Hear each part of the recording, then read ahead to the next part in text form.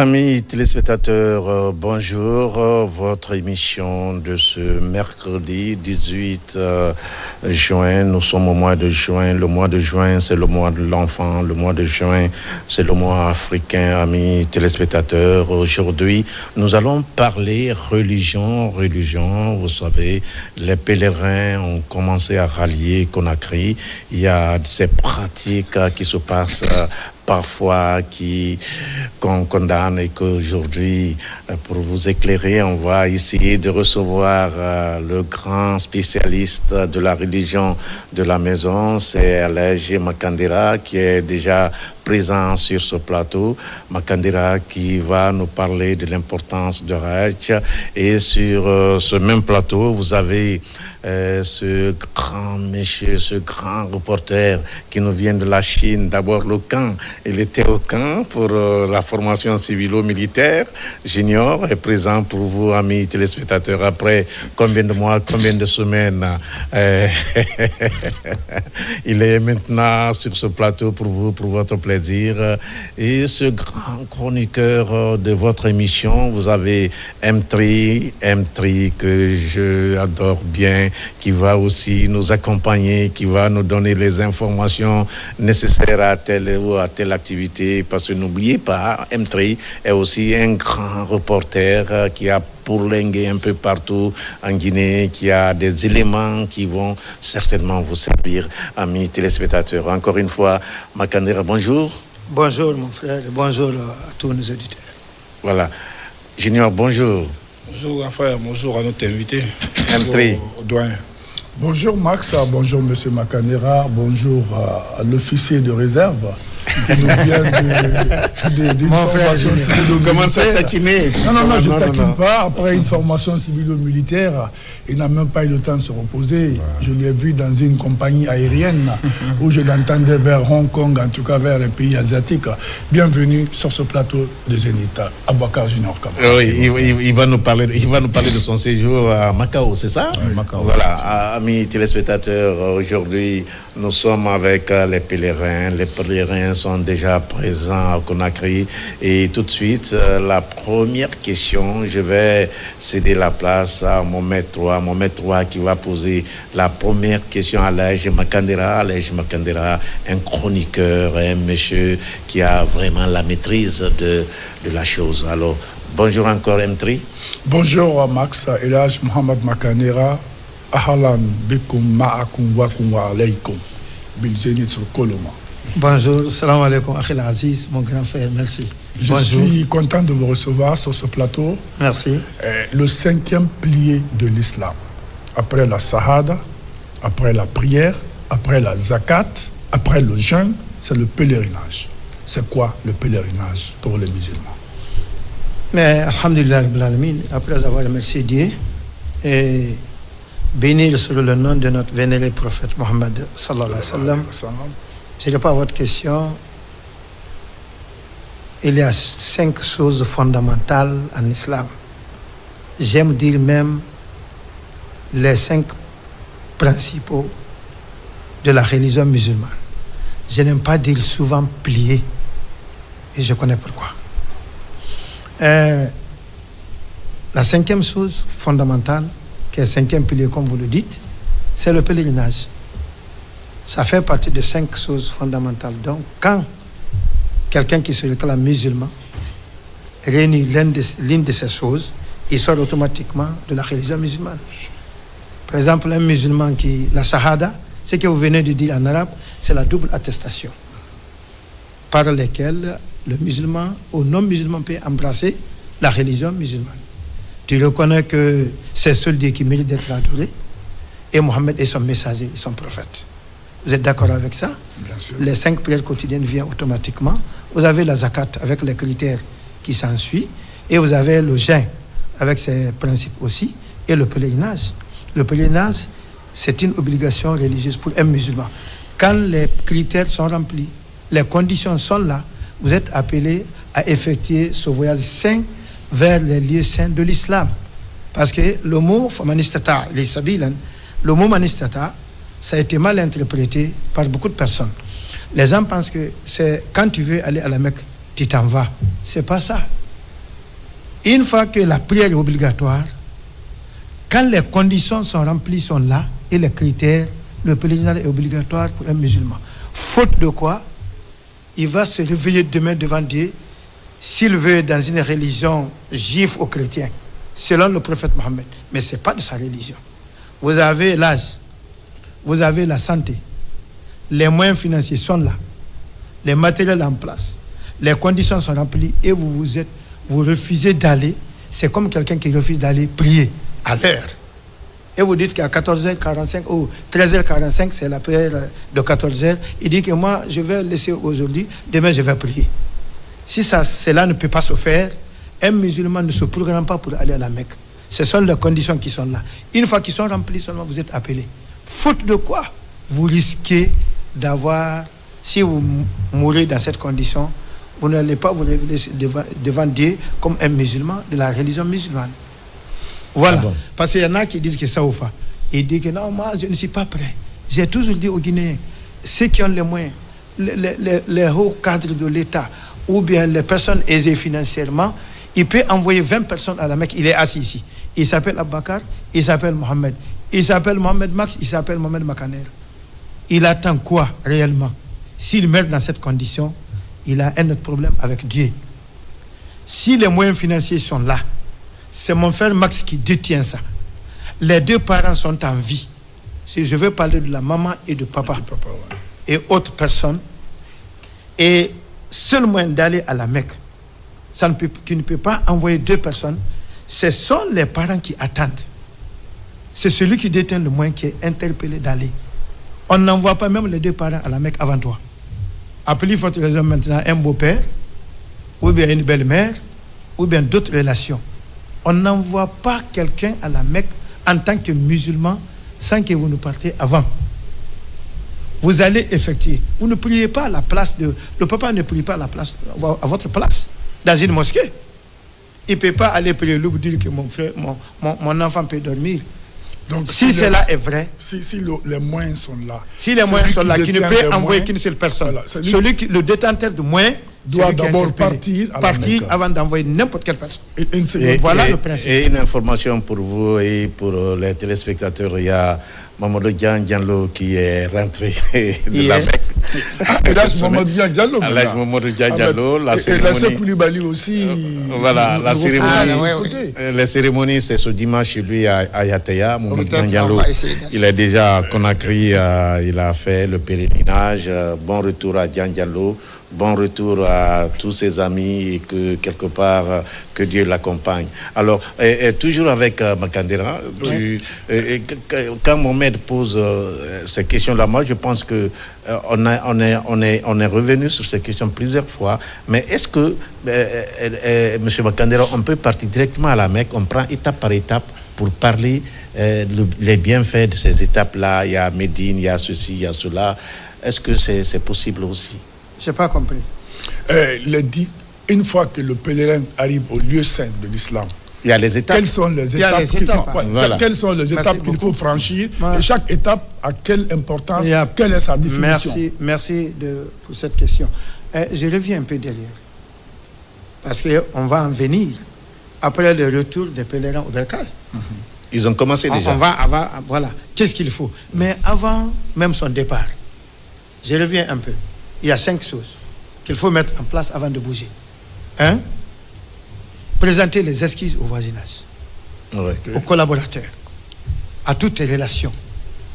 À qui on a fait du tort ou pas, présenter les excuses. Et si vous savez pertinemment que vous avez du tort à mon frère, partez même vers lui.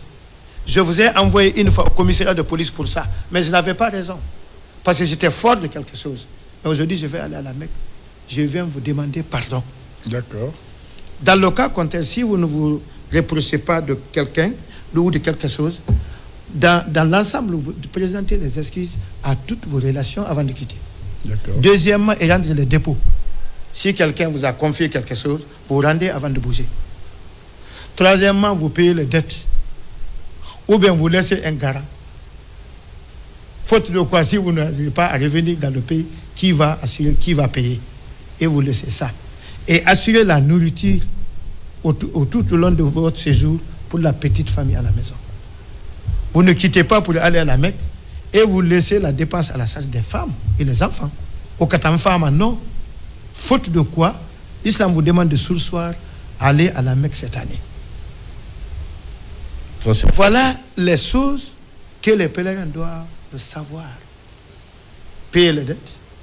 Et cinquièmement, vous faites un testament. Parce que c'est une pénitence, c'est un voyage, il y a tout dedans. Qui peut être avec c'est retour ou sans retour. Allez-y, regardez le mouvement. Donc vous faites un testament autour de biens. Les 5 choses qui doivent être faites avant que un pèlerin quitte. Maintenant, les étapes. D'abord, Médine ne fait pas partie du pèlerinage. Ah. Oui. C'est de passer, profiter de moments pour accumuler beaucoup de bénédictions, la grâce de Dieu, parce que vous allez prier dans une mosquée, là où seul rakat est plus de 10 000 rakats dans les autres mosquées. Vous passez pour ça, pour aller profiter de cette occasion et rendre visite à tombe de prophète et faire un petit séjour et quitter. Quelqu'un peut aller faire le pèlerinage à la Mecque et revenir à Conakry sans aller à Médine. Ça n'a rien à voir avec. Mais une fois que le temps est suffisant, on laisse les pèlerins passer, profiter de prier dans cette mosquée et rendre visite au tombe de prophète et ses deux amis à côté, Aboubakar et Omar. Et de là-bas, maintenant vous apprêtez pour aller à la Mecque.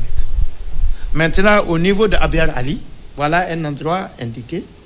Avant d'arriver à la Mecque, c'est là où vous allez formuler encore l'intention. Vous partez pour quel pèlerinage? Et pour quel type de pèlerinage? Qu'est-ce que vous allez faire? Parce que nous avons 3 types, 3 façons de faire le pèlerinage. Je n'ai pas là à citer tout. Mais arriver au niveau de Abiar Ali, c'est là où les gens se lavent. Prendre maintenant cette tenue blanche pour les hommes, pas pour les femmes. Les femmes aussi peuvent prendre, mais ce n'est pas obligatoire. Les 2 tissus que vous voyez là, c'est pour les hommes. Une femme, le tissu de Conakry peut faire ce pèlerinage avec ça. Oui, ce n'est pas forcément un tenue blanc, une tenue blanche. Ça, c'est pour les femmes, à l'Iram. Pour les hommes, ce n'est pas pour les femmes. Mais comme ça ne cause rien comme problème, on les laisse prendre aussi. Mais habillés normalement. Parce que c'est le pantalon et l'autre là. C'est que les hommes, non. Donc, arrivé à ce niveau, vous vous lavez et vous formulez l'intention. Mais, comme ce qu'on appelle atamato, dans le pèlerinage, qu'est-ce qui se passe? Vous prenez la tenue là, avec l'intention, vous allez commencer par Umura. Parce que la date du grand pèlerinage n'est pas encore arrivée. Non.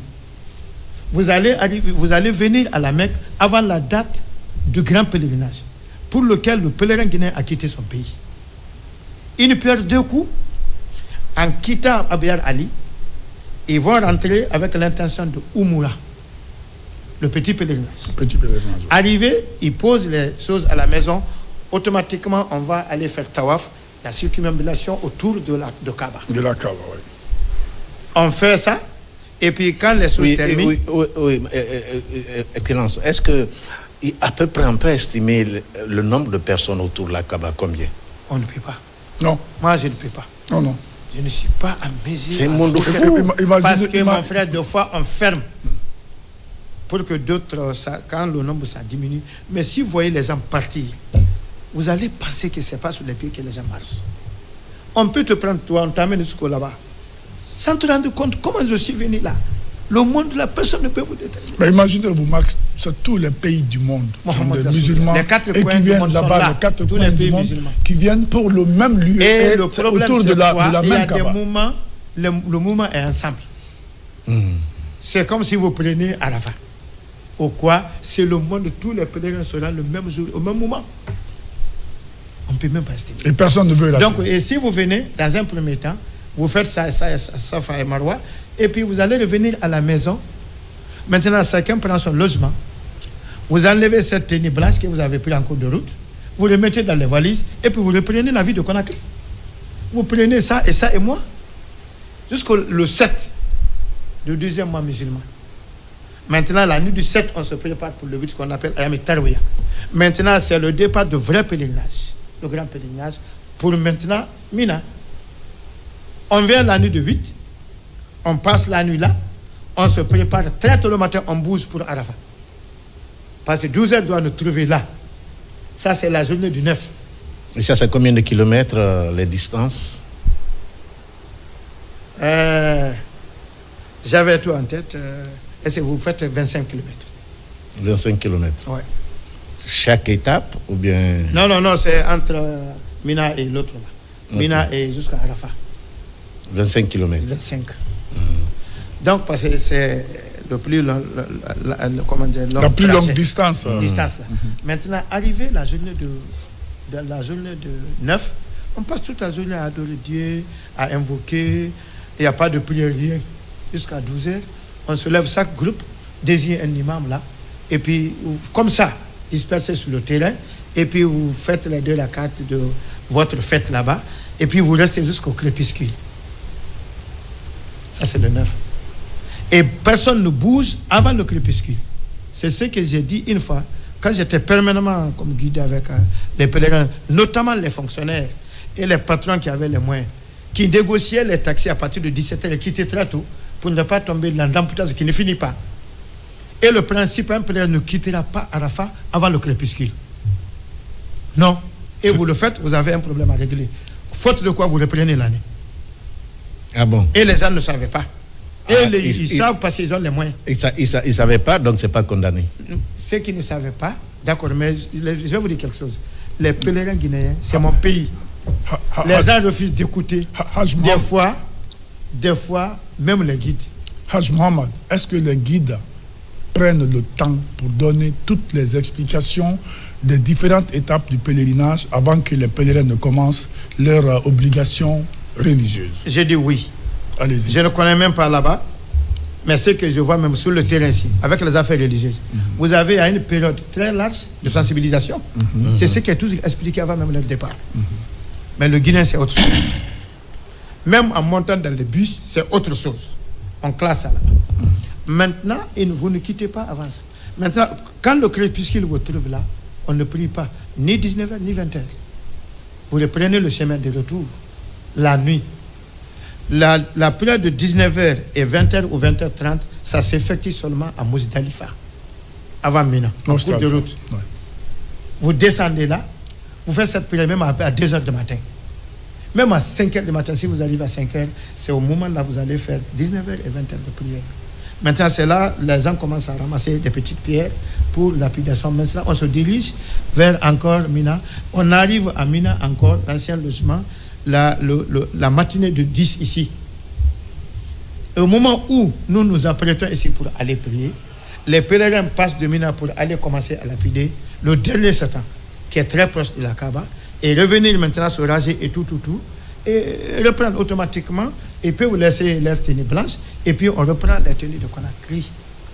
Mais il y a quelque chose. Makandera. Tout est maintenant permis pour l'intéressé, sauf quand intime avec sa femme. Pas de rapport sexuel. Pour celui qui vient, il laisse la tenue là, il va lapider le dernier Satan qui est le plus grand, il revient sans aller à la Mecque le même jour, aller faire la circumambulation qu'on appelle Tawaful Hadji al-Wida. Tawaful Hadji. S'il ne fait pas ça, donc il est permis de se raser, de faire le tour, de manger, de mer, à l'exception de lui avec si la madame existe avec lui. Mais celui qui a le courage, concernant le comportement, on va parler du comportement aussi. Celui qui a le courage avec la santé, il vient, il fait tout ça là. Il lapide là, il continue à la Mecque le même jour. Il va faire ce taf, il revient. Même si madame à côté, ils peuvent commencer la vie comme à Conakry. D'accord. Ok. Avec tout ce que nous voyons aujourd'hui, je pense que il ne faut pas qu'on isole Junior qui vient d'arriver avant de se remettre. C'est mon frère. Junior. C'est mon voilà, ami.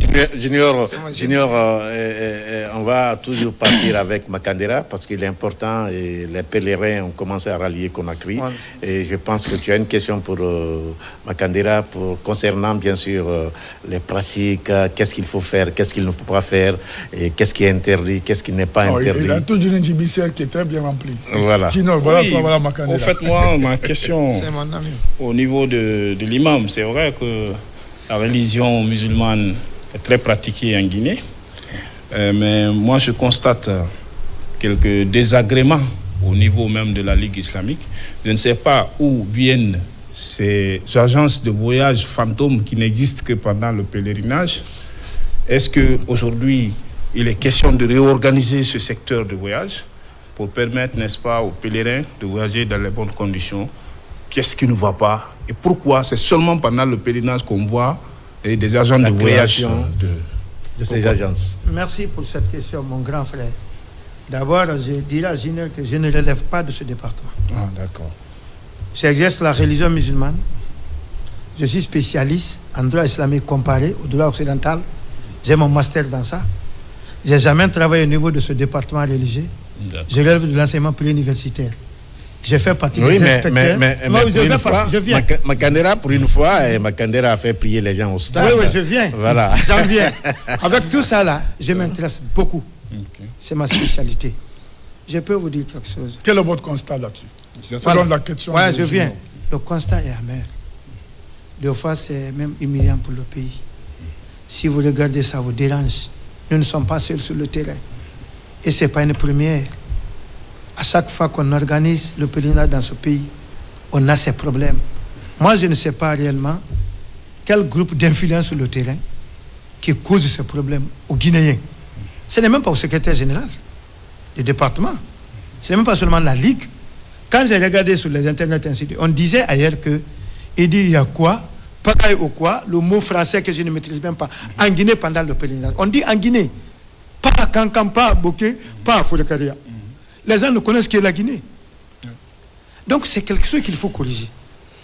Mais est-ce que dans la religion, Makandera, M. Makandera, est-ce que dans la religion, ces pratiques-là sont condamnées? Est-ce qu'il est important de créer des business autour de la religion musulmane, concernant par exemple le pèlerinage? Est-ce que c'est permis? Ce qui est grave, c'est pas permis, c'est condamné, c'est châtié.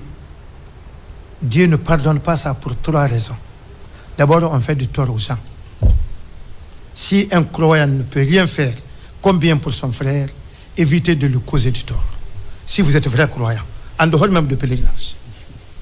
Deuxièmement, comment au nom d'une religion, un croyant essaie maintenant de tricher. Et le prophète est clair dans son hadith, incontesté. Man khashana falaysa minna. Il dit que celui qui triche ne fait pas partie de ma religion. C'est le prophète qui en dit. Et plusieurs fois. Et sur quelle période encore? Et dans quelle période? Je vais dire une période vraiment sacrée. Les gens sont commencé même la pénitence. C'est le combat qui est là. Un vieux qui est au rang, à l'âge de 80 ans, 70 ans. Quelqu'un peut avoir le courage et fermer les yeux, prendre l'argent de ce monsieur, le mettre à côté. Si vous ne voyez pas l'intéressé, vous ne voyez pas aussi Dieu qu'on doit adorer. On dit, si on n'a pas peur de Dieu parce qu'on ne le voit pas physiquement, et on honte de lui parce que lui nous regarde. Voilà un bon croyant. Qu'est-ce qui se passe? C'est même honteux. C'est même honteux. C'est dans cette période de pénitence sacrée, au moment où chaque musulman profite d'accumuler beaucoup de grâce de Dieu et ses pardons, au même moment, quelqu'un est prêt à ramasser des péchés auprès de ses semblables guinéens. Mais est-ce que c'est pas... Il s'enrichit. Il y a une chose aussi, Mohamed. Il s'enrichit avec les ça. Périodes-là, M. Makandera, les périodes-là, et même à l'approche du mois de carême, tu vois, tous les prix, on augmente les prix, on augmente par-ci, on augmente par-là. Voilà un tout peu. Ça, là, oui, tout ça, là, c'est grave pour un musulman. Ça, c'est les commerces et autres. On en viendra. Voilà ce qui se passe. Et puis, quelqu'un qui se réclame d'un service religieux, il est mandaté pour servir un frère musulman guinéen comme lui. Ça se mise sur le cause de tort. Il veut construire avec ça, acheter les bonnes voitures, faire vivre sa famille dans l'illicite, et pendant que les autres familles sont en train de pleurer. Ça peut causer un problème à un pays. Ce n'est même pas un individu qui cause ça. C'est pourquoi il faut barrer la route à cette mauvaise habitude qui donne une mauvaise image à notre pays. Mais il y a un problème. Je ne maîtrise pas le dossier, mais il y a un problème aussi. Il y a des Guinéens qui sont prêts, parce qu'il y a des personnes corruptibles, c'est ça aussi, qui sont prêts à trouver qu'on appelle demi-tarif, où le montant fixé par l'État, Makandera ne veut pas payer ça, mais veut aller à la Mecque. Vous êtes d'accord avec moi? Il veut aller à la Mecque sans payer le tarif normal. Il va rencontrer quelqu'un qui rêve de ce département ou qui vient même d'ailleurs. Parce que c'est un mouvement qui est là. Vous trouverez quelqu'un qui a un sac. Il monte, il descend, il dit qu'il travaille là, vous ne connaissez pas. Il ne relève même pas du département ministériel. Voilà ce qui se passe cette fois-ci. Il y a des arnaqueurs qui sont venus d'ailleurs pour arnaquer les gens. Mais si vous partez, vous ne voulez pas payer l'argent montant fixé par l'État et on vous dit allez verser à la banque centrale, vous revenez avec le récit, on vous donne l'autorisation de versement, vous contrôlez ça, passez par Macanera, passez, il est de la boîte, vous voulez partir sans payer le montant. Si l'intéressé vous récupère votre argent, il n'arrive pas à vous satisfaire, c'est lui ou bien c'est toi? C'est toi, non? Il y a ce problème-là aussi qui se pose. Mais est-ce que cela n'est pas lié à un manque de communication? Parce qu'on suppose que le secrétariat aux affaires religieuses a largement des canaux de communication pour faire comprendre aux gens quelles sont les agences qui sont habilitées à prendre les tickets, et les listes là doivent être communiquées en amont pour que les Guinéens se rassurent. Quand ces deux agences, si tu n'es pas dans les deux et que tu ne voyages pas, la Ligue islamique décline toute responsabilité. Ça, c'est un premier point. Deuxième point, lorsque vous sélectionnez des passeports ou des agences, il faut avoir un regard. Il faut veiller. Il ne faut pas laisser entre les pèlerins et les agences. C'est vrai. Parce que c'est la Ligue qui coiffe tout. C'est la Ligue qui coiffe tout. Oui. Mais lorsque vous dites, par exemple, ça ne relève pas de nous, c'est comme s'il y a une partie de responsabilité qui est lâchée au niveau des agences privées. Et c'est ce qui amène tous ces dysfonctionnements. Et finalement, vous verrez des candidats à la Mecque qui ne sont pas partis. Et c'est dommage. Je pense que... Je suis entièrement d'accord. Ce qu'il vient de dire, je suis entièrement d'accord avec lui. Junior a parfaitement raison. On doit passer par les choses pour corriger. Junior a parfaitement raison. A raison. Voilà. Moi, je pense, étant très, très, très jeune, moi, je vois déjà là où il veut en venir. Mais avant d'aborder d'autres sujets, avant d'aborder d'autres étapes, on va partir avec Junior qui était tout récemment à Macao. C'est ça, Junior? Oui, effectivement. Ouais. On a même proposé un reportage, si vous pouvez l'annoncer. On va suivre ça d'abord derrière. Suivre le reportage avant le commentaire. C'est parti. Le Forum international sur l'investissement et la construction d'infrastructures se tient à Macao, en Chine, du 9 au 12 juin 2025.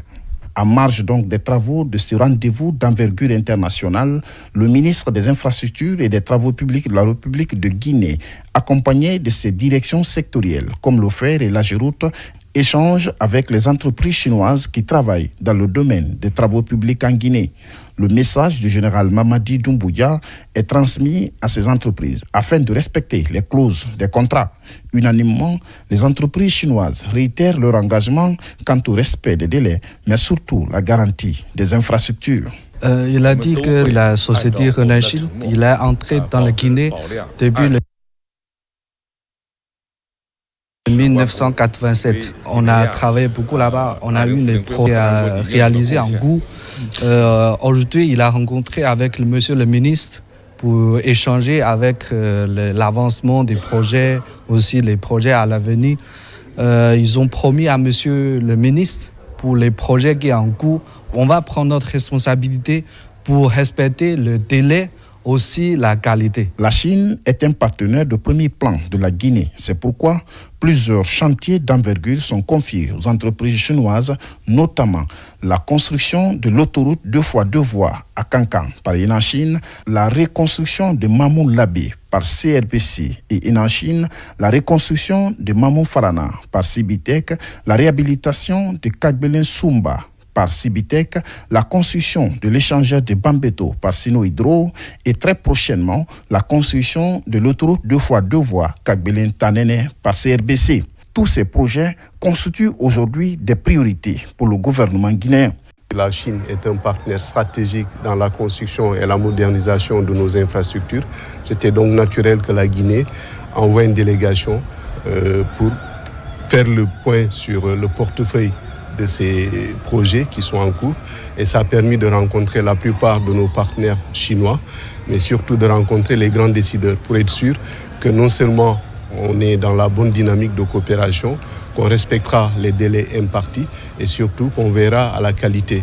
Donc je sors satisfait de ces rencontres bilatérales avec la plupart de nos partenaires et l'engagement est pris au niveau de la plupart de leurs sièges ici en Chine, de renforcer les équipes en Guinée en termes de moyens, de ressources, mais également d'accélérer la cadence pour la plupart de ces projets. Le ministre Mahamadou Abdoulaye Diallo poursuit donc sa série de rencontres avec les présidents directeurs généraux de toutes ces entreprises chinoises qui travaillent en Guinée pour redynamiser la coopération dans le respect mutuel et dans un esprit gagnant-gagnant. Voilà, amis téléspectateurs, c'était le reportage de notre frère, notre collègue ici présent sur ce plateau. Il y a combien de sociétés chinoises en Guinée sur le plan de la construction des routes? On ne peut pas, mais sont près de 8 ou 7 sociétés chinoises qui travaillent dans le domaine des infrastructures et des travaux publics en Guinée. Et ce forum international sur l'investissement et la construction d'infrastructures s'est tenu à Macao, à Hong Kong précisément, une région de la Chine, mais une région indépendante, qui a son gouvernement et puis sa monnaie et tout ce que vous connaissez comme, comment je vais dire, la souveraineté de cet État. Mais ce qui est plus remarquable, c'est aujourd'hui la volonté politique du gouvernement, du président de la République et toute l'équipe gouvernementale de booster, n'est-ce pas, le développement des infrastructures en Guinée. Vous n'êtes pas sans savoir que depuis, n'est-ce pas, l'avènement du CNRD, vous avez vu comment nos infrastructures routières souffraient essentiellement dans le domaine de la construction. Mais à sa venue, il a aussitôt négocié le projet de construction de 214 km la voirie de Conakry, qui est aujourd'hui en cours d'exécution. Et dans ce projet, il y a non seulement des entreprises guinéennes, mais aussi des entreprises chinoises, y compris Cibitec, qui a eu 69 km la voirie de Conakry, et puis les échangeurs, mais aussi l'échangeur de Bambeto, qui est en finition avec Sino Hydro. Alors, tous ces projets tenaient à cœur le gouvernement. Il fallait booster les entreprises pour leur achèvement très rapide, parce qu'il y a d'autres projets qui ont aussi commencé, qui sont en discussion, en négociation, dont le financement, on n'est pas sans savoir que même avant-hier, il y a eu un décret de ratification de près de 500 millions d'euros. Tous ces montants doivent aller dans le domaine de construction des infrastructures routières en Guinée. Donc le ministre Mahamadou Abdoulaye Diallo a mis sa visite à profit à l'occasion de ce forum d'échanger avec les PDG. Vous savez, généralement, quand c'est des multinationales, généralement, on envoie des experts, mais les vrais patrons restent au pays. Bien sûr. Donc il était question d'aller rencontrer les PDG, les présidents directeurs généraux, des fondateurs même de ces sociétés, et comme Enachine, comme Cibitec, comme Sino Hydro, et comme Enachine et plein d'autres sociétés, par exemple Enachine qui fait l'autoroute de Cancan, et puis Cibitec qui doit faire la route 2x2 voies Conakry-Tanene, et vous avez d'autres projets comme la construction de la corniche en 2x2 voies entre Hamdallah et jusqu'à Symphonia. Alors tous ces projets aujourd'hui sont presque prêts pour la construction. C'est pourquoi il était question d'aller voir ces PDG, parce que c'est une politique de la Chine d'agrandir son éventail diplomatique dans le domaine des investissements en Afrique. Donc aujourd'hui, la Chine est devenue un centre d'attraction de plusieurs pays africains qui veulent une coopération digne, gagnant-gagnant, basée sur la vérité et le respect mutuel. Donc le ministre a eu non seulement le temps d'échanger, de prendre part à ce forum de Macao, mais aussi échanger avec ces PDG de ces entreprises pour d'abord dire comment vous comptez exécuter ces travaux. Non seulement le respect du délai, du délai surtout, mais aussi de la qualité. C'est pourquoi le département... Et quand tu vois l'échangeur ici à Bambeto, c'est incroyable, c'est formidable. Et ça, c'est Sino Hydro qui a fait ça. On se rappelle encore, c'était le 13 avril 2022 que le président de la République, le général Mamadi Doumbouya, lui-même a fait la première pierre de l'échangeur de Bambeto. Et 2 ans après, malgré quelques difficultés liées au déplacement des réseaux, comme la SEG, l'EDG, mais aussi la fibre optique, a permis, n'est-ce pas, de finir les travaux dans un temps record. Donc le ministre Mahamadou Abdoulaye Diallo a demandé au PDG de ces entreprises en Chine de demander à leurs représentants d'abord de renforcer les équipes. Parce que lorsque vous avez 100 km pour 2 ou 3 ingénieurs, on suppose que c'est peu. Il faut avoir plusieurs ingénieurs, plusieurs équipements, c'est-à-dire la logistique des machines de dernière génération et recruter la main-d'œuvre locale. Et même le ministre, il est très jeune. Hein. Moi, je pense que quelque part, il y a tout ça qui compte dans la refondation. Exactement. Ce ministre-là, je ne l'ai jamais vu quelque part. Hein. Ouais. Il est très jeune. Oui, mais très, très, très travailleur, parce que là, il faut se dire qu'il ne dort pas. Il ne dort pas, il a trop de temps pour les entreprises, pour les travaux, et surtout, il tient compte de la qualité. Vous savez, généralement, on avait l'habitude d'avoir des routes ici, des routes saisonnières, il faut le dire. On construit cette année, l'année prochaine, la première pluie ramasse tout le goudron.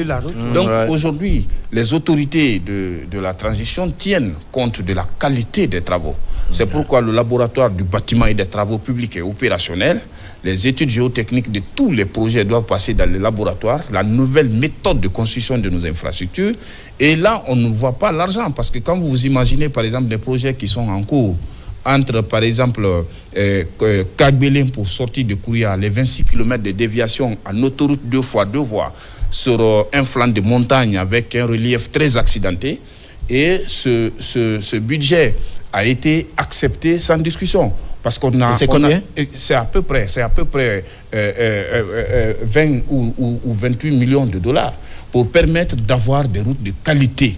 Et à date, les entreprises, il y en a qui sont jusqu'à 32%, d'autres sont à 20%, d'autres sont à 40%, parce qu'on a jugé utile d'expérimenter l'expérience guinéenne en donnant ce projet à 3 sociétés guinéennes qui ont réparti en des lots. Vous avez Cibitec, vous avez Guicopress et vous avez Guiteresa. Alors ces sociétés, aujourd'hui, travaillent d'arrache-pied pour permettre de désengorger la ville de Koya. C'est-à-dire tu peux aller aujourd'hui à Kindia, après ces travaux, sans... Et je t'informe que la ville de Koya, comme tu parles de la ville de Koya, il y a déjà nos antennes qui sont installées sur le Kakulima, tout est prêt. Voilà, bientôt tous les téléspectateurs, partout dans le monde, les gens vont sur la télévision nationale, ils vont sur la radio nationale, grâce à notre ministre Fana Souma qui est en train aussi de se battre pour développer le secteur des médias. Exactement. Donc aujourd'hui, dans le domaine des infrastructures, il faut dire que ça prend de l'espoir. L'espoir est grand, parce que quand on va finir la route 2x2 voies, Kagbélé-Tanene, on va finir Kagbélé-Kouria, on va finir Boké-Gawal, on va finir Kankan-Kissidougou. Et tous ces projets ont été déjà signés, ratifiés, et puis le financement, même avant-hier, je parle de décret, qui, n'est-ce pas, donne 500 millions d'euros pour ces travaux. Donc il faut quand même saluer la volonté politique du gouvernement qui est en train, parce que là où s'arrête la route, s'arrête le développement. Quand vous êtes dans les pays de la sous-région, vous verrez carrément la différence. Là où s'arrête la route, ça s'arrête aussi le développement. Oui, alors tu es parti à Macao. Qu'est-ce que tu as vu, la ville, la représentation, comment ça se passe? C'était un premier Gao à Paris. Mais ce qu'il faut quand même retenir est que en fait, il faut s'inspirer des autres pour aussi faire mieux.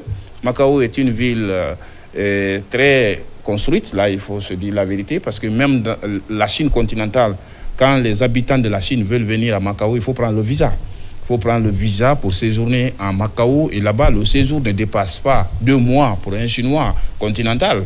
Et après 2 mois, tu ressors d'abord de Macao pour aller renouveler ton visa avant de revenir. Donc, c'est un pays très bien organisé, et l'économie est basée sur les casinos. Les hôtels, vous verrez des bâtiments là-bas avec le ciel artificiel, tu ne sais même pas quand il fait nuit, quand il fait jour. Et à Macao, j'avoue qu'avec la mobilisation et la gestion rationnelle des recettes de l'État, chaque citoyen de Macao a 10 millions de patankas à la fin de l'année. C'est-à-dire la distribution de la richesse permet aux citoyens de vivre. Et ils ne sont que 600 000 habitants. Donc, ils ne sont pas nombreux, un pays de 33. Il y a Mohamed Touba qui veut... De 30 km². Pas pour une question, parce que moi, je suis content que mon jeune frère effectue un tel voyage. Il est sur nos pas. Je veux qu'il continue à grandir. Donc, grand frère, c'est une référence. Quand vous voyez là-bas avec les métros et le pont le plus long du monde, le pont maritime le plus long du monde, c'est entre Macao et Hong Kong. 55 km. Je pense à notre Kassa. Et j'ai fait une publication, je dis, je rêve un jour de voir mon pays plus construit qu'ici. Et c'est possible. Il suffit juste d'encourager, d'avoir la volonté politique. Kaloum, Kassa, ça fait combien de kilomètres? Ça fait 7 km, 5 km. Alors qu'on a un pont de 55 km. C'est comme si tu quittes Kindia, Kaloum pour aller jusque derrière Kouria là-bas pour 50. Parce que Koya Conakry, c'est 50. Mais tu ajoutes encore 15 km, d'accord, de pont maritime entre Macao et Hong Kong. Donc ça veut tout simplement dire que... Et le projet a pris 9 ans. Ils ont commencé en 2012, je me rappelle, pour inaugurer en 2018. Donc, ça veut tout simplement dire qu'avec l'identification des priorités, avec la paix, la stabilité, on peut construire notre pays comme ces autres pays, parce qu'on a tout. Au fait, aujourd'hui, quand vous allez, le respect qu'on a donné à notre ministre là-bas... Tu as vu la ville, tu viens d'arriver voir en ville, tu vas te promener. Il y a un changement en ville. Exactement. Quand tu viens, très bonne image. Ce n'est plus les égouts que tu rencontres. J'avoue que parmi les pays invités, parce qu'il y avait le Nigeria, le Kenya, il y avait plein d'autres pays africains, mais le respect que nous avons eu là-bas, c'était pas comme les autres. Pourquoi? Parce que au fait, même, bon, c'est une expérience, vous avez déjà vécu, mais même à l'aéroport ici, quand vous allez, là où les riches passent, c'est pas là-bas les pauvres passent. Donc on met la Guinée comme un pays riche à l'international. Pourquoi? Parce qu'avec le méga projet Simandou 2040, l'espoir renaît chez les populations. La Guinée devient plus crédible. Aujourd'hui, même si on veut 1000 milliards de dollars, il y a une chose aussi il y a une chose aussi qui m'a marqué quand j'ai regardé les images au Gabon, tous les présidents, il y avait combien de présidents présents au Gabon, mais c'est la Guinée qui a eu cette chance. Le président Mamadi Doumbouya est venu avec le président gabonais, une torche à main. Donc il a cédé à Mamadi Doumbouya. Moi je dis, mais les militaires, qu'est-ce que ça veut, tout ça, ça veut dire? C'est des images que tout ça, ça dégage. Et que oui, derrière, il y a une image là, il y a des images. Non, pour mieux appuyer ce que vous dites, et appuyer mon jeune frère Junior, c'est qu'aujourd'hui, on peut ne pas aimer Mamadi Doumbouya. Mais ce qu'il fait, il faut respecter et il faut l'accepter. Parce qu'il a un rêve pour la Guinée et il aime ce pays et il n'a pas d'ethnie chez lui. Mamadi, il veut que la Guinée se développe. C'est pourquoi je prie Dieu que l'entourage ne le trompe pas. Parce que les enfants là, ils sont venus, franchement, ils veulent travailler pour la Guinée. Qui ne veut pas le bonheur pour soi? Tout le monde veut le bonheur pour soi. Ce qu'il dit là, le pont qu'il parle à Macao, le plus grand barrage du monde se trouve en Chine. Barrage à 3 gorges là. Mais tout le monde veut ce bonheur-là ce soir. Imaginez-vous avec ces contournantes là vers Kouria et puis Tanen et Gao. Mais les gens de Gawal ne pouvaient pas imaginer qu'un jour ils allaient avoir le goudron. Aujourd'hui, il y a Bokeh Bissau. Moi, j'ai mes parents vers Sans-Salé. Ça fait des années, je ne peux pas aller. Et moi, je pense, M3, tout ce que nous sommes en train de voir avec la Chine, ça, c'est un écrivain qui a écrit « Et si la Chine se réveilla ?» C'est ce qui se passe maintenant. La Chine s'est réveillée. Non, mais et il y a 400 ans, il y a des siècles. C'est Napoléon Bonaparte qui a posé la question. Je finis là. Non, excuse-moi. C'est Napoléon Bonaparte qui est venu en Chine. Il a vu la grande muraille. Il a demandé quels sont ceux qui ont fait ça. Ils ont dit c'est des gens qui ont des petits yeux. Ils sont derrière le mur. Il a demandé le jour où ils vont passer devant le mur, le monde aura des problèmes.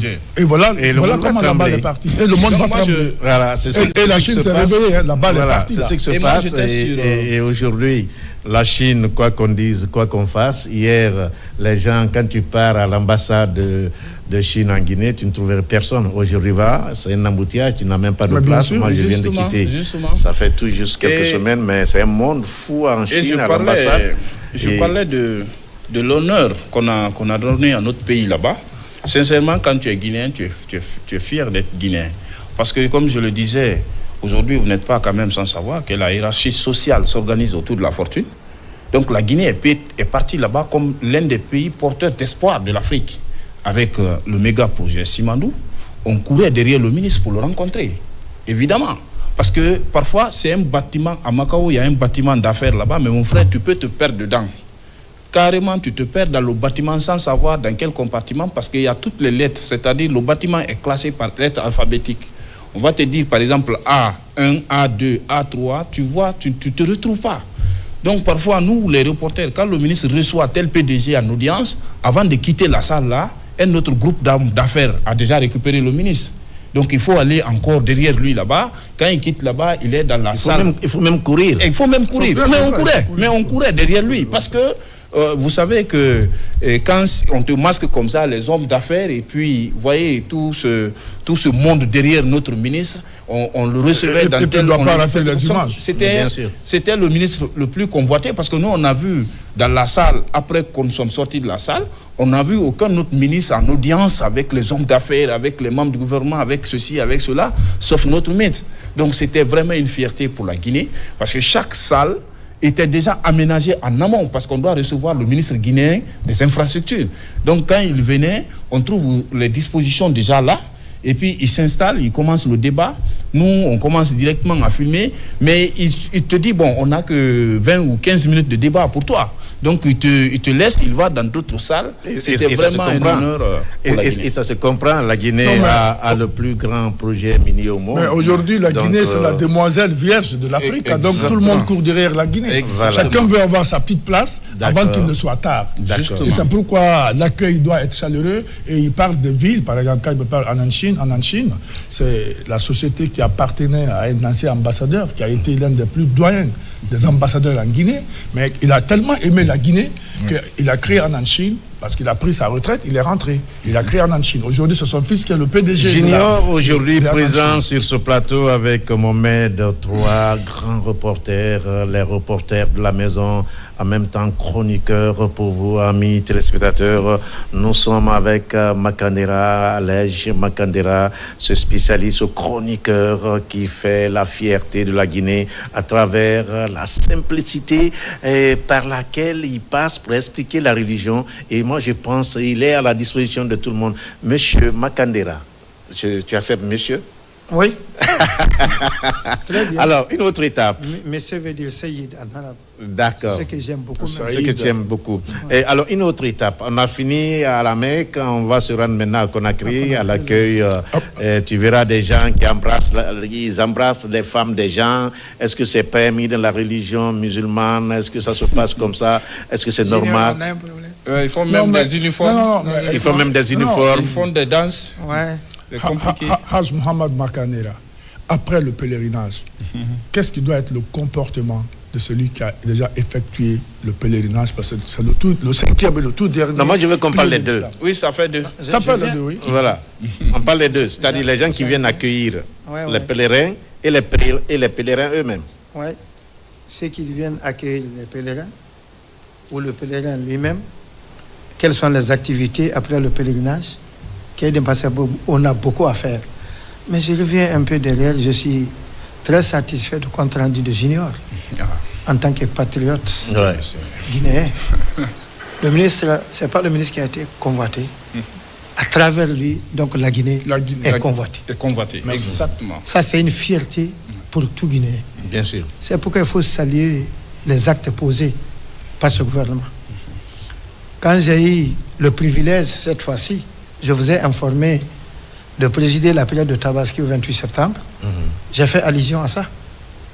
Mon frère, quelle que soit votre position contre un commandant de bord d'un navire, ne vous mettez pas à le maudire avant la traversée. Acceptez jusqu'à après la traversée. Qu'est-ce que je veux dire? Le destin dont nous parlons, de la religion, la destinée d'une nation, la conduite de la destinée d'une nation, Dieu a mis dans les mains de l'autorité du moment. Vous ne pouvez pas vous réclamer patriote et vous combattez ceux qui ont aujourd'hui dans leur main la destinée du pays. Ça, c'est un conseil religieux. C'est pour tout le monde. Le pèlerinage dont vous parlez, les arnaqueurs, ainsi de suite. J'ai salué le communiqué de la RTG, lu par le ministre secrétaire général de la présidence. Exactement. Et plusieurs fois, il a demandé pardon. Ouais. Il a parlé de religion. Le président l'a instruit de présenter toutes ses excuses. Ouais. Avant de faire quoi que ce soit, quand on est un bon croyant ce jour-là, le monde était vraiment apaisé par ce communiqué. Et prend l'engagement qu'ils feront, Inch'Allah, la lumière sur cette situation. Ouais. Moi, je réitère ici de barrer le chemin devant n'importe quel Guinéen qui veut entraver l'évolution de ce que nous sommes en train de voir aujourd'hui sur le terrain, même si on n'est pas Guinéen. Merci. Je reviens pour votre question. Et pour vous aider avec tout ce qu'on a entendu concernant les militaires, moi je pense quelque part, ces militaires-là sont en train de faire le contraire. Parce que avant qu'on parle de militaires, les gens pensent que malformation, pas bien formé, c'est monter, c'est le contraire que ces militaires sont en train de prouver, et que dire militaire, ça ne veut pas dire de n'importe quoi. Mon frère, vous me faites revenir pour dire ce que j'avais dit. Militaire ou quoi? Qu'on le veuille ou pas, ce n'est pas un Américain, ni un Libérien, qu'on va l'accepter ici comme président. Qu'on le veuille ou pas, c'est un Guinéen qui viendra comme président. Bien sûr. Il est militaire ou civil. C'est un patriote, un engagé, qui veut faire l'affaire de ce pays et soulager selon ses possibilités les Guinéens. C'est cette personne qui est réclamée, même par la religion. Autant de CNDD. Quand j'ai dit au stade ce jour, je voyais même certains hauts cadres qui se mettaient à rire un peu. Autant de CNDD, j'ai causé avec un vieux. Peut-être il me regarde là où je parle, parce qu'il aime toujours regarder les choses. Il dit, moi je ne suis pas contre les militaires. Il dit, mais le pouvoir militaire que je ne veux pas voir dans ma vie, c'est pas eux. J'ai dit, papa, vous avez parfaitement raison. C'est parce que c'est pas votre fils biologique qui a accédé au pouvoir. C'est pas votre fils militaire qui est au pouvoir aujourd'hui. Si c'était votre fils militaire qui est au pouvoir, vous allez me dire que vous ne voulez pas voir un militaire. Il faut qu'on soit vraiment fidèle à ce que nous disons. Militaire ou pas, c'est un Guinéen qui est venu. Et il commence à poser des actes que tout le monde voit, c'est tangible, c'est palpable. Tout le monde a constaté. On a dépassé d'une période pour une autre. Chacun peut faire ses constats. Bien sûr. Même celui qui n'a pas fait l'école. Bien sûr que oui. Donc là où j'en viens, pour votre question, ce qui est interdit à un musulman, à la Mecque, en dehors de la Mecque, il est pèlerin, il n'est pas pèlerin. Tant qu'il est musulman, c'est interdit. Ouais. Je reviens là. C'est pas parce qu'il revient de la Mecque, on l'interdit de faire des choses. Ce qui est interdit à ce monsieur qui vient d'arriver hier, c'est ce qui est interdit à monsieur Mac qui n'a pas été. Vous avez la nationalité islamique religieuse. Ce qui est recommandé, c'est recommandé à un musulman, pas à un pèlerin. Le pèlerin demeure musulman. Il revient. Ce que le musulman ne doit pas faire, il est hajj ou pas. Après son retour ou pas, mais spécifiquement, on va parler de leur retour. Si vous commencez à en parler, embrasser les uns et les autres, mais un bon musulman n'embrasse pas une femme détruite. C'est ce qu'on appelle en arabe sad dans les zaria, pour éviter le pire. Le corps d'une femme parle dans le corps de l'homme. Si les deux font comme ça, même l'odeur, ça parle. C'est à partir de là, vous pouvez garder dans la tête. On dit en termes islamiques, ce qui est interdit, ça commence par quoi? Par le regard. Sourire. Parler. Rendez-vous et rencontre. Voilà les 5 choses. Une fois qu'il y a rencontre, c'est fini. On n'embrasse pas la femme de quelqu'un pour lui. Il faut être un bon croyant. Même serrer la main d'une femme de tout. Il y a des sectes qui n'acceptent pas. Il y a des livres qui sont contre. Oui. Et il y a d'autres qui disent que non, c'est pas difficile. Il y en a qui ont fait l'allègement. Mais les fondamentalistes sont partis très loin. Pourquoi serrer la main d'une femme d'autrui?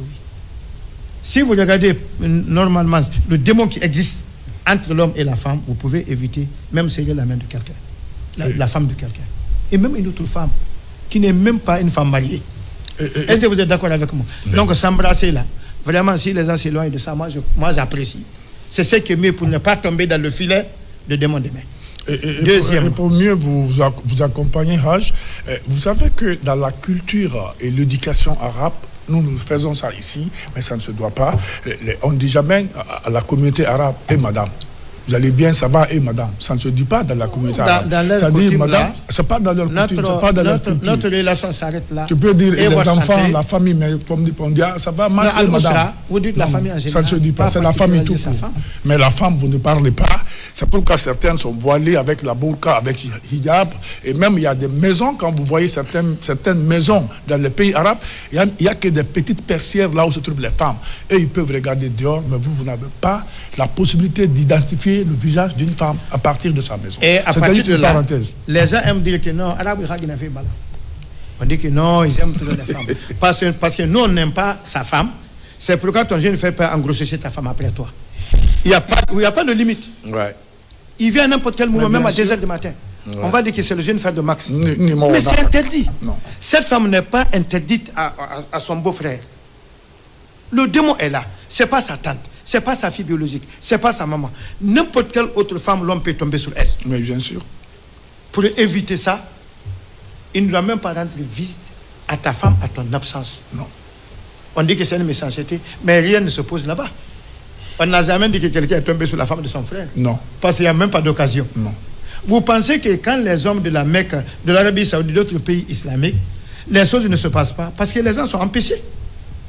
C'est pas parce qu'ils ont... Il y a déjà les barrières. Oui, il y a Bien des sûr, barrières. bien C'est pourquoi sûr. ils ont plus peur de Dieu que nous. Parce que nous, il y a des occasions. C'est comme les brochettes de la Carrefour ici.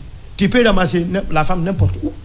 Ici, c'est un musulman qui se met pression pour ne pas tomber dans le filet du démon. Parce que les femmes dans tes mains ici, partout. Et on pense que c'est notre social, c'est une gentillesse. C'est là qu'on a franchi même ce que Dieu nous a interdit de le faire. Les pèlerins, à leur retour, ça c'est un, s'embrasser, non. Ils n'ont qu'à s'éloigner de ça. Moi, mon problème même, cette dépense colossale que les gens se créent après leur retour. Je vous dis même avant leur départ, les 2 sacrifices qu'on enlève. M. Max veut aller à la Mecque, il enlève le sacrifice à Conakry ici, là où il réside. Il faut aller dans son village natal aussi, aller faire. Avant de quitter, peut-être, il a même égorgé des bœufs. Oui. Peut-être s'endetter, faire manger les gens. Et la dépense est effectuée. Il va tout faire ça et laisser les femmes à leur charge là. Il s'en va. Il se croit un bon pèlerin. Aller là-bas, à son retour, il a 1000 problèmes. Leur retour comme ça, c'est plus compliqué que leur aller. Les gens les attendent à Conakry ici. Pour les dépenses, on va au village. Il faut déplacer les véhicules, carburant et tout ce qui s'ensuit. Ton ami qui va vous accompagner, aller sur vous, il va aller là-bas constater. Il dit, monsieur Max, là, celui qui voyait là, mon ami là, à la télé, il n'a rien fait chez lui. Ouais. Il va pour ça. Et dit, on était mal logé. Ouais. Il m'a même mis dans la chambre des enfants. Mais lui n'a rien, c'est un fonctionnaire. Il n'a pas pu construire chez lui. Vous accompagnez un frère musulman dans un voyage sacré comme ça, parce que vous êtes fidèle à lui, pour aller chercher quelques bénédictions, et vous lui créez des problèmes. Après votre retour, vous gâtez son nom partout à Conakry. Ouais. Les gens n'ont qu'à éviter. S'ils savent pourquoi tout ça, là, au retour des pèlerins, il n'a qu'une seule chose que je connais. Le prophète a prié pour un pèlerin. Allahumma ighfir lil hajj. Pardonne le pèlerin. Et pardonne celui-là que le pèlerin a prié pour lui. Waliman istaghfar al-hajj. Nos parents sont inspirés. Dieu les a vraiment inspirés. Ils n'ont pas fait de grandes études. Chez nous, au village, nous tous connaissons. Quand El Hadj vient, même une vieille femme fatiguée venait, il a 500 francs en main, il met comme ça, El Hadj prie pour elle.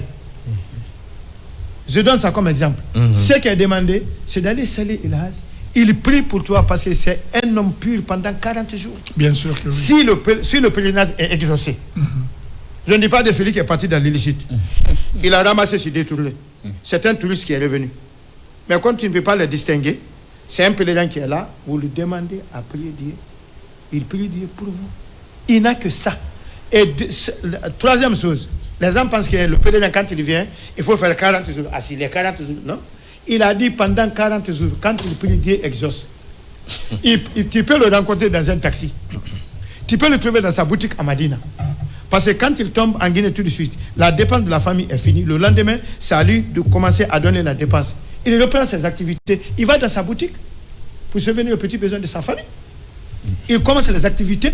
Vous voulez chercher une bénédiction auprès de lui, mais rejoignez-lui là où il est. C'est pas parce qu'il entend les gens dans la maison et il ne pousse pas pendant 40 jours. C'est ce que je voulais ajouter. Il y a les gens même qui font des maisons, des petites maisons. Et comment on peut... Ça, comme c'est quelqu'un revient, il a les moyens.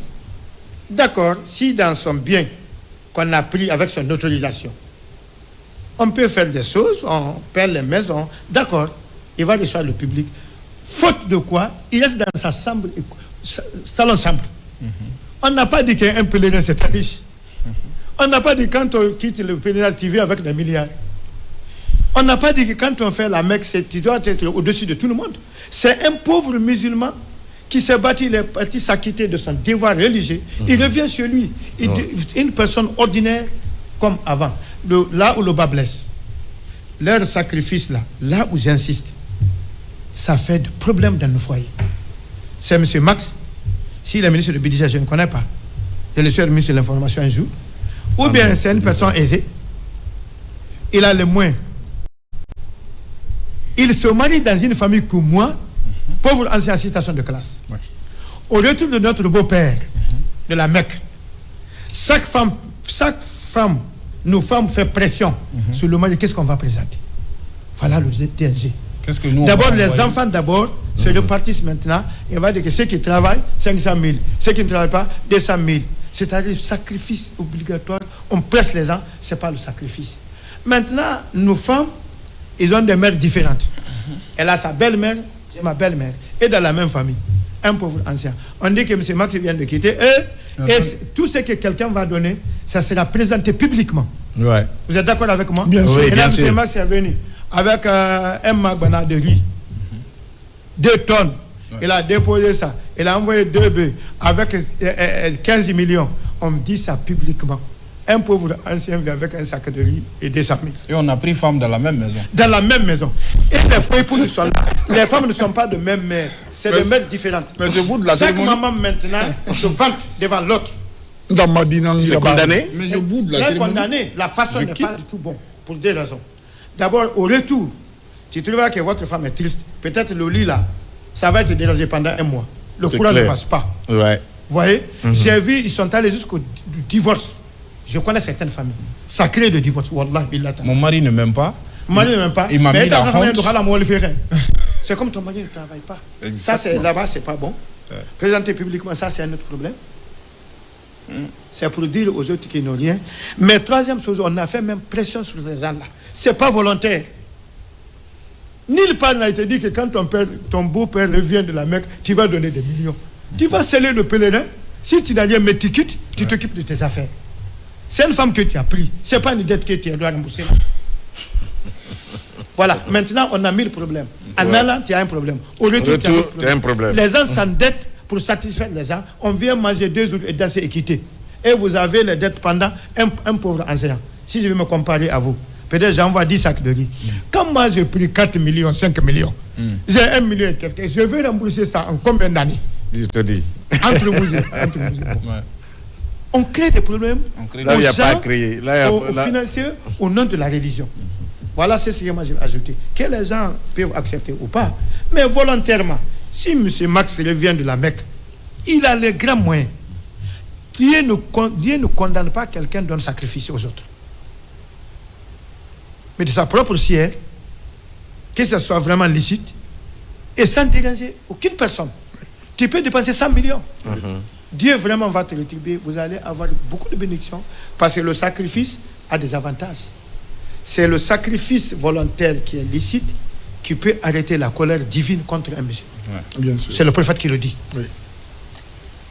Ça bloque les mauvais sorts contre toi. Ça traite quelques maladies que vous ne sentez pas qui est dans votre corps. Et vous allez obtenir la satisfaction divine. Le sacrifice est très bien, mais ce n'est pas de cette façon.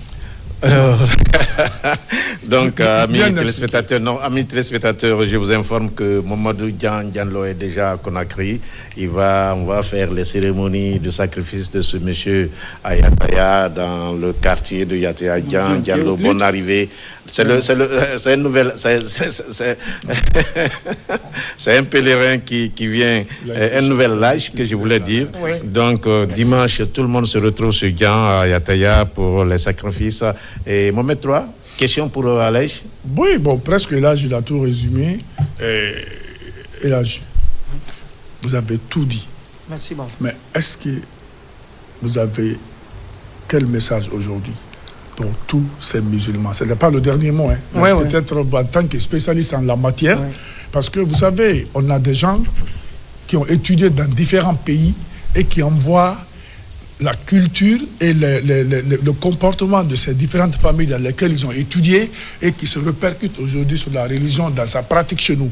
Et j'espère que vous avez un message pour ceci-là. Oui, un message. Parce que le Coran, il n'y a que 114 chapitres. Ouais, on n'a que la Sunna et le Hadith qui constituent la parole du prophète. Nous avons deux sources d'inspiration. Voilà. Sunna et le Coran.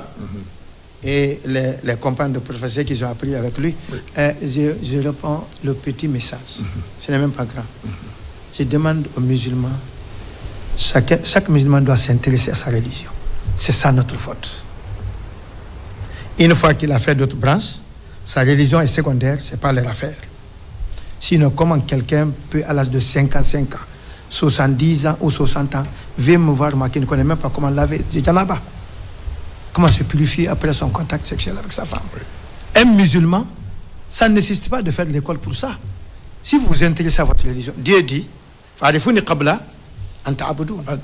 il se pose la question. Oui. Il dit, connaissez-moi avant de passer à l'acte. Oui. Je demande à tout le monde d'abord de s'intéresser à sa religion, d'être fier d'être musulman. Notre problème, il y a des musulmans complexés. Je connais. Ah bon? Oui, il y a des musulmans complexés. Ça veut dire quoi? C'est-à-dire, s'ils s'habillent même en grand, difficilement de prendre ça, mais ça, c'est pas la religion. Mais je dis même parmi nous. Il y en a quand il dit Moualim, il dit de Moualim Montanade. Il se doit de dire même Moualim parce que c'est un peu collé à la religion. Et ça, quand un musulman te parle, il dit ah, Moutamoudine Kolonko, Otana Kharangri. C'est-à-dire, c'est pas une fierté pour lui. Si vous êtes d'accord avec moi. Si vous dites qu'il n'y a pas une fierté, nous avons coopté ou on s'inspire beaucoup de nos comportements aujourd'hui, même de l'Occident. Pourquoi vous distribuez les bonbons à l'occasion des mariages? Les musulmans ont pris ça où? À l'information, c'est ce qui se passe. Oui. À l'éducation, c'est ce qui est là. Mais bien sûr. Dans tous les départements municipaux. Mais on s'inspire de mais est-ce que c'est pas parce que c'est l'administration que les gens font ça? Sinon que dans les pratiques, moi je pense que les colas sont bien indiqués. Sont respectés, mais qu'est-ce que ceux qui sont dans l'administration? Ce n'est pas des musulmans? C'est des musulmans. Mais pourquoi vous fabriquez autre chose? Pourquoi? Donc tu penses que ça, c'est des fabrications? Quand on est administrateur, ça veut dire ça, c'est des fabrications des gens de l'administration. Non, oui, c'est une invention personnelle de personne. Hein. On a pris bonbon ou ce que je ne connais pas. C'est que je connais la source ou pas, mais ce n'est pas de notre religion pour une question de respect. Même la cola n'est pas écrite. Mais c'est notre coutume qu'on a trouvé et l'islam accompagne ce qui est bon. Oui.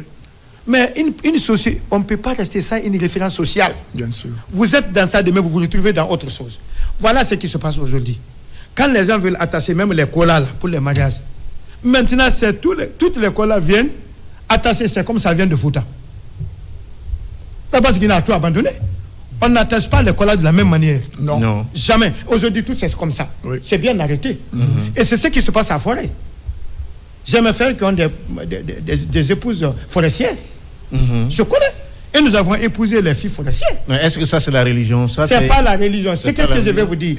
Quand les musulmans quittent de ceux qu'ils ont depuis 100 ans, ça n'a pas été interdit par la religion. On fabrique chez les autres, on abandonne ce qu'on a trouvé avec nos parents. Nous, tout ce que nos parents ont fait, c'est mauvais? Non. Ça, c'est l'influence. Ça, c'est l'influence. C'est l'influence parce que vraiment, on n'a pas confiance de nous-mêmes. On est complexé devant les autres. Bien sûr. Et jusqu'ici, les autres ne nous ont jamais fabriqué. Vous descendez à Zélekouré, vous voyez les coutumes sont là. Oui. C'est respecté si vous voulez épouser une femme. Partir au Fouta, c'est la même chose. Ouais. C'est de l'autre localité qu'on est là, qu'on est de l'autre côté. Donc le message que j'envoie, c'est les musulmans. Il y a aussi l'influence. Il y a aussi l'influence des grandes villes, surtout les capitales. Il y a ça aussi. Non, mais c'est ce que je veux dire. Il faut s'attacher à ta coutume. À ta coutume, à tes racines, quoi. C'est là où je suis. D'accord. Tout ce que l'homme regarde, si vous voulez prendre tout ça, là, même dans la rue de Conakry, comment vous allez vivre?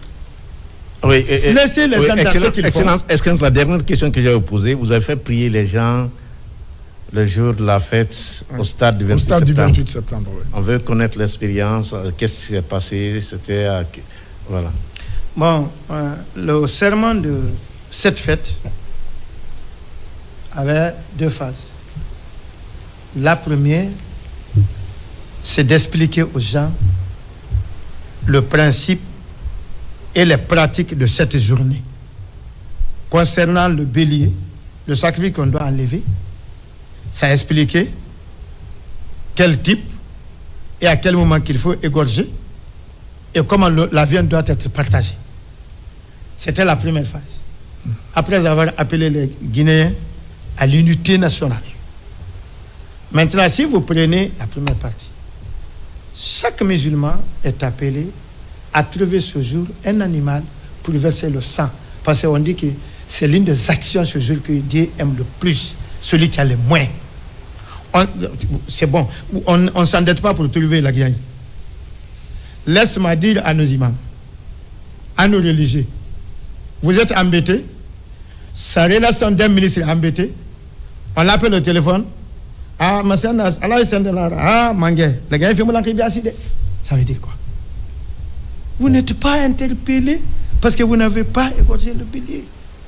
Vous n'avez pas le moyen. Dieu ne nous fera jamais supporter le fardeau au-dessus de nos capacités physiques, morales et matérielles. On ne commande pas pour égorger ce jour-là. Mais si vous avez les moyens, vous êtes demandé de le faire. Vous allez imiter qui? Sayyidina Ibrahim qui a commencé avec l'ordre de Dieu en suivant le prophète après. Oui. Cette viande on ne doit pas immoler aussi avant l'heure de la prière. C'est après la prière. Et la viande est à répartir en 3. Le premier tiers, c'est pour la famille, celui qui a immolé. Deuxième, c'est un cadeau qu'il donne à ses amis, à ses relations, à son ministre. Tu connais pourquoi? Le prophète dit Tahadou, Tahabou. Il dit passez par le cadeau pour consolider votre relation, pour exprimer votre sentiment pour quelqu'un. Sinon, un max ne peut pas prendre un bélier et donner à M. Fana. Mais Dieu demande, même s'il a 2 bœufs là-bas qu'il a égorgés, vous pouvez enlever 2 kilos sur vous aussi et vous amener chez le ministre. C'est permis et vice-versa. Le 3e tiers, c'est donner maintenant aux pauvres, son entourage. C'est ce qui a été expliqué. Maintenant, la deuxième partie, c'était une question nationale. Oui, c'est pourquoi j'ai demandé. Quand on est avec vous, on veut rester longtemps avec vous. Mais je vais résumer ça à 10 minutes. Voilà. Très rapidement. Très rapidement. Deuxième partie, le serment a appelé tous les Guinéens d'être patriotes. Chacun en ce qui le concerne. L'information pour Fana, infrastructure pour Mamadou Diallo, primature pour le Premier ministre, ainsi de suite. Le président, ce n'est pas un dieu à Ozubillah. Il ne voit même pas ce qui est en dehors de son mire. Le mire, si on ne met pas les caméras en route, il ne voit rien. Ouais. C'est un être humain. Si les tâches, les responsabilités sont partagées, si tous les Guinéens ont la volonté, la crainte de Dieu, il veut mériter la confiance du président, il n'est pas seul. Il a été choisi parmi tant d'autres Guinéens. Il a peur de Dieu. On allait partir très vite. Mais si quelqu'un pense qu'il peut mettre par-ci, par-là, ce n'est pas un président qui est trompé, c'est toute la nation qui est dans la boue. Makandera, amis téléspectateurs. Makandera, je pense que Mohamed III, on va revenir. Je disais que chaque mois, une seule fois, on va prendre Makandera dans nos émissions et que Makandera a beaucoup de choses à nous expliquer ici même sur le plateau de la télévision guinéenne. Alors, notre envoyé spécial en Chine. Oui. Encore une fois, j'ai eu la chance en 1 minute de survoler le désert. Je suis rentré par l'Afrique du Nord et on a vu le désert de Sahara et on a vu la Méditerranée. Il faut encore prier pour nos autorités. Quand nos enfants sont sur le désert là-bas, on a vu les avions les chercher. Il faut leur dire merci. Et dire à nos jeunes frères que la mer que moi j'ai vue dans l'avion là, 2 heures. Tu n'es pas tombé dans ça. Non. Pas tombé dans ça. Tu n'es vraiment pas allé par la Méditerranée parce que ce n'est pas la solution. C'est pas la solution. Ouais. M3. Félicitations à M. Makandera et je suis content pour mon jeune frère qui commence à survoler la nature. Ouais. Il a vu les 2 heures de vol là, de l'océan, il a vu les 2 heures de vol là, sur la Méditerranée. Ouais. Et il faut que les parents comprennent que les enfants, s'ils doivent aller, ils n'ont qu'à aller légalement. Ouais. Mais sinon, franchement, moi-même dans l'avion, quand je regarde ça, j'ai pitié d'eux parce que c'est pas une vie. Sincèrement. Seul Dieu tue, mais sinon là-bas, on est parti. Oui, mais comme disait l'autre, moi je pense pour éviter tout ça, prions, souhaitons que Dieu nous donne des bons leaders, des bons chefs pour réaliser nos ambitions, pour réaliser sur place pour que tout le monde trouve